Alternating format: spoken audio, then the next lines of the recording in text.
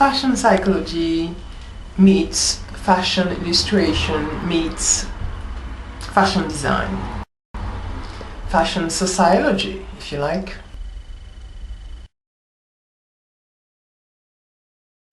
In some cultures, it is more attractive for a woman to wear a longer and bigger skirt. If you recall, even in Western societies, in medieval times and Victorian times, there was also a lot of bosom as well as hip. It was also a symbol of fertility as well as some kind of sexiness,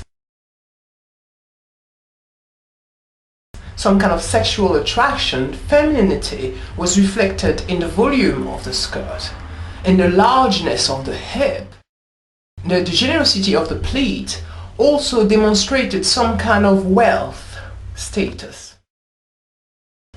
So the social status as well as sexuality expressed in this length as well as the width and the pleat. And the amount of fabric needed, of course, because it was all handmade, by the way. If you were nobility, you had more money to buy silks, for instance, and brocades. So what I've noticed also, I mean, obviously now in modern times, it's not so fashionable in Western cultures. So people will prefer something shorter, therefore sexier and more economical and straighter, because there's less fabric and less hassle.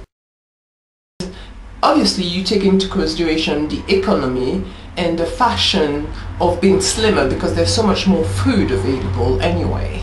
So it's not fashionable anymore to be fat. Whereas in a third world country, it's probably quite an attractive thing to show wealth in that manner.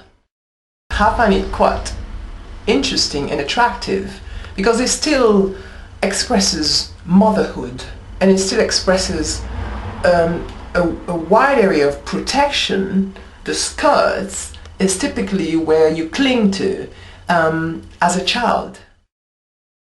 So psychologically it's a classic, clinging to a skirt. It's sort of almost metaphysical, because you got all the surfaces, the Big Bang theories, the crevices, the mountains. It's only reflective of how the universe is shaped, in all these pleats and curves. So you do have this dimension of subconscious collective towards the pleats in a skirt. The skirt obviously representing the mother, the adaptation system, the identification systems, as well as this wealth of fabric. So on top of this fertility symbols, on top of this protection, you have this mystery.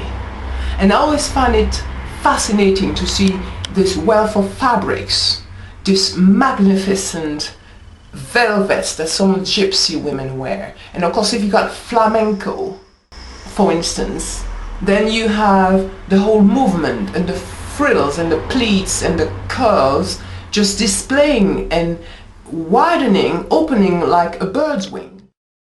Subconsciously, of course, this suggestion of wealth provides for the viewer, at least for the audience, the receiver of the message, a subliminal sense of reassurance.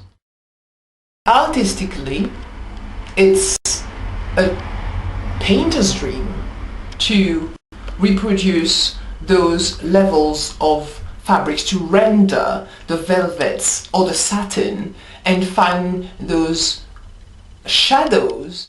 And I wish more people would wear longer and larger pleats like the Victorian ladies did.